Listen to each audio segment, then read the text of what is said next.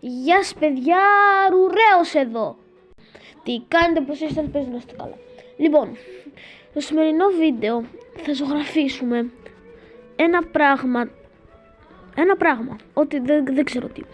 Ζωγράφισα απλά κάτι για να δω πως ζωγραφίζει. Τώρα πάμε να ζωγραφίσουμε κάτι καλό. Πάμε να ζωγραφίσουμε έτσι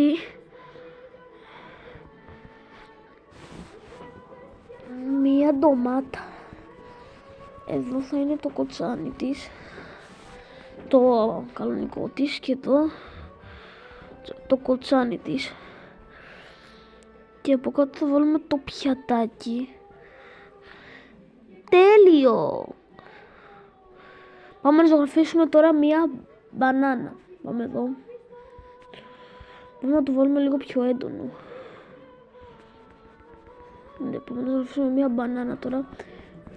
Λοιπόν, έχω βάλει ένα φίλτρο το οποίο είναι δύσκολο να το ζωγραφίσει. Λοιπόν, να εδώ η μπανάνα μας. Σαν φεγγάρι είναι, τέλος πάντων. Πάμε να γράψουμε τώρα Άρουρέος.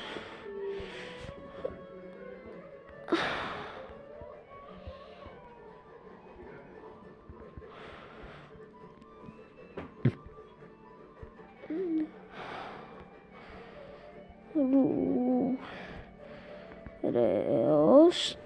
Το σβήνουμε. Πάμε τώρα με κανονικά γράμματα να γράψουμε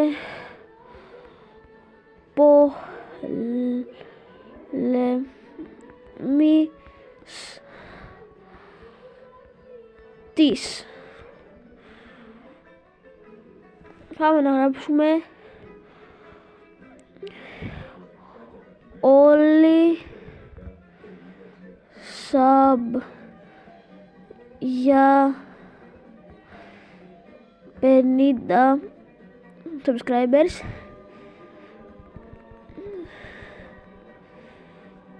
γιατί θέλω να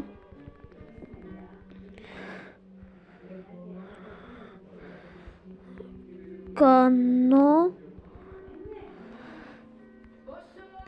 live.